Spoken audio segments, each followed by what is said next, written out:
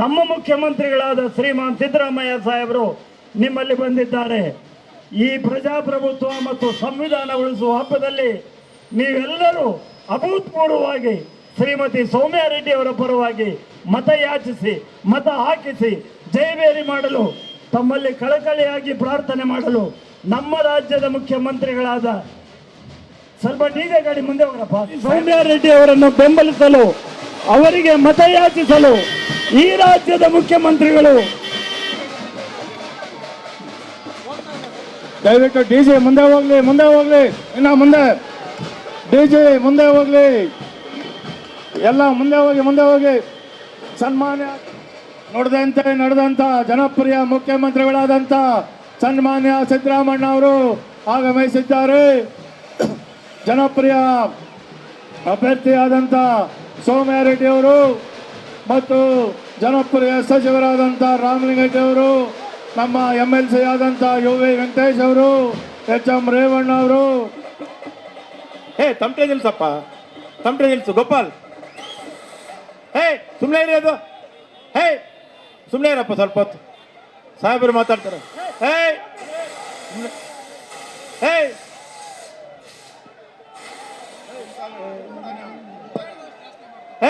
ಸುಮ್ಮನೆ ಇರ್ರಿ, ಒಂದ್ಸಲ ಹೇಳಿದ್ರೆ ಗೊತ್ತಾಗಲ್ವಾ? ಎಲ್ಲ ಕಾರ್ಪೊರೇಷನ್ ಕಾಲೋನಿಯ ಎಲ್ಲ ಬಂಧುಗಳೇ ಸಮಯವೆಲ್ಲ ಮೇಲ್ ಬರಬೇಕು. ಈಗ ಸೌಮ್ಯಾ ಬಹಳ ಸಕ್ರಿಯವಾಗಿ ಕೆಲಸವನ್ನು ಮಾಡಿದ್ದಾರೆ. ಜೊತೆಗೆ ರಾಮಲಿಂಗರೆಡ್ಡಿ ಈ ಕ್ಷೇತ್ರದ MLA ಆಗದೇ ಇದ್ರು ಕೂಡ ಇಡೀ ಬೆಂಗಳೂರು ನಗರದ ಅಭಿವೃದ್ಧಿಯನ್ನು ರಾಮಲಿಂಗರೆಡ್ಡಿ ಅವರು ಬಯಸಿದ್ದಾರೆ. ಆ ದಿಕ್ಕಿನಲ್ಲಿ ಕೆಲಸವನ್ನು ಮಾಡ್ತಾ ಇದ್ದಾರೆ. ಜಯನಗರದ ಅಭಿವೃದ್ಧಿ ಆಗ್ಬೇಕಾದ್ರೆ ಸೌಮ್ಯಾ ರೆಡ್ಡಿ ಅವರನ್ನ ಗೆಲ್ಲಿಸಲೇಬೇಕು ಅಂತಕ್ಕಂಥದ್ದನ್ನು ತಾವೆಲ್ಲ ತಿಳ್ಕೋಬೇಕಾಗ್ತದೆ. ಇವತ್ತು ಬರಗಾಲ ಇದೆ. ಬೆಂಗಳೂರಿನಲ್ಲಿ ಕುಡಿಲಿಕ್ಕೆ ನೀರಿನ ಹಾಹಾಕಾರ ಇದೆ. ಬೆಂಗಳೂರಿಗೆ ನೀರು ಬೇಕಲ್ಲ, 60% ಮಾತ್ರ ಕಾವೇರಿ ನೀರು ಬರ್ತಾ ಇರ್ತಕ್ಕಂಥದ್ದು ಬೆಂಗಳೂರಿಗೆ.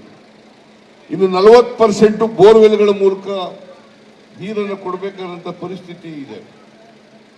ನಾವು 117 ಹಳ್ಳಿಗಳಿಗೆ ನೀರು ಕೊಡ್ಲಿಕ್ಕೆ ಶಾಶ್ವತವಾಗಿ ಪರಿಹಾರ ಮಾಡಲಿಕ್ಕೋಸ್ಕರ ನಾವು ಕಾವೇರಿ ನೀರಿನ 5ನೇ ಹಂತದ ಯೋಜನೆಯನ್ನ ಜಾರಿ ಮಾಡ್ತಾ ಇದ್ದೀವಿ.